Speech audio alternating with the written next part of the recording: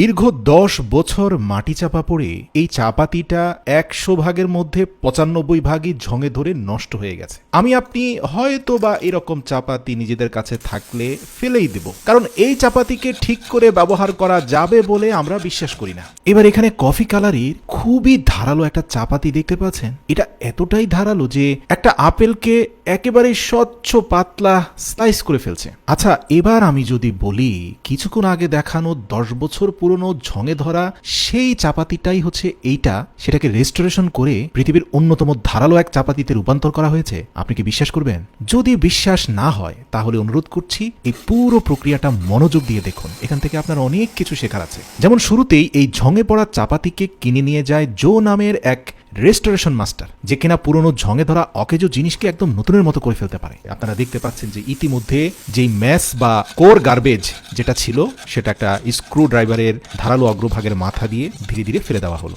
ভারী ঝঙের আবরণ পড়ে যাওয়ার পরে চাপাতির সাথে লেগে থাকা সেই পুরনো ভাঙাচোরা স্ক্রুগুলোকে খুলে চাপাতির হাতলের জন্য তৈরি করা ছিদ্রপথগুলোকে পরিষ্কার করা হলো। এরপর একটা গ্রাইন্ডার মেশিন দিয়ে ধীরে ধীরে চাপাতির একটি অংশকে পরিচ্ছন্ন করে সেখানে ইলেকট্রিক দুটি তারকে সংযুক্ত করা হলো। এই দুটি তারকে সংযুক্ত করে একটা স্বচ্ছ গ্লাসের ভেতরে রেখে সেখানে পানির সাথে সোডিয়াম হাইড্রোজেন কার্বনেট মিশিয়ে দেওয়া হলো। অতঃপর সুইচ চাপ দিয়ে নির্দিষ্ট পরিমাণ বিদ্যুৎ প্রবাহের মাধ্যমে এটাকে দীর্ঘ ২৪ ঘন্টা ভিজিয়ে রাখা হলো। ২৪ ঘন্টা পর আপনারা দেখতে পাচ্ছেন এই চাপাতির ভেতর থেকে যেই লোহার অংশগুলো অক্সিজেনের সাথে বিক্রিয়া করে ইতিমধ্যেই ঝঙে পরিণত হয়েছিল তা সবই পরিষ্কার পরিচ্ছন্ন হয়ে ভেতর থেকে বের হয়ে গেছে। এখন পিওর আয়রন রয়েছে এটার ভেতরে, যার ফলে একটা মজবুত ব্রাশ দিয়ে ঘষা দেওয়া মাত্রই পরিচ্ছন্ন আয়রন ভেতর থেকে উকি মারছে। প্রিয় দর্শক, এই প্রক্রিয়ায় চাপাতির হাতলটাকে একটা গ্রাইন্ডার মেশিন দিয়ে নির্দিষ্ট সাইজে কাটা হলো এবং দুই পাশকে ভালো মানের গ্রাইন্ডার মেশিন দিয়ে রিসাইজ করে সেটার এজগুলোকে আরো বেশি শার্প করা হলো। অতঃপর স্মুথার মেশিনের মাধ্যমে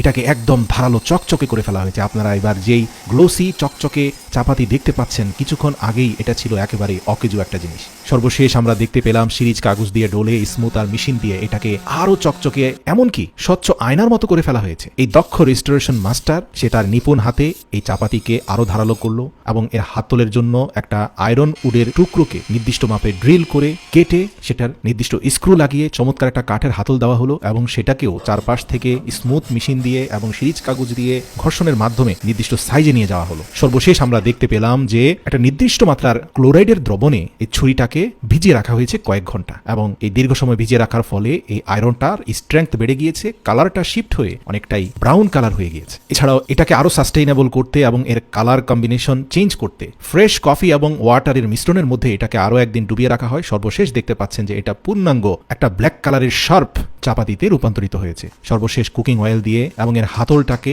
খুবই শক্তিশালী গ্লুর মাধ্যমে লাগিয়ে দিয়ে সর্বশেষ এই রেজাল্ট পাওয়া গেল, যেটা দিয়ে একটা আপেলকে একদম পাতলা স্বচ্ছ স্লাইসে বিভক্ত করা যাচ্ছে।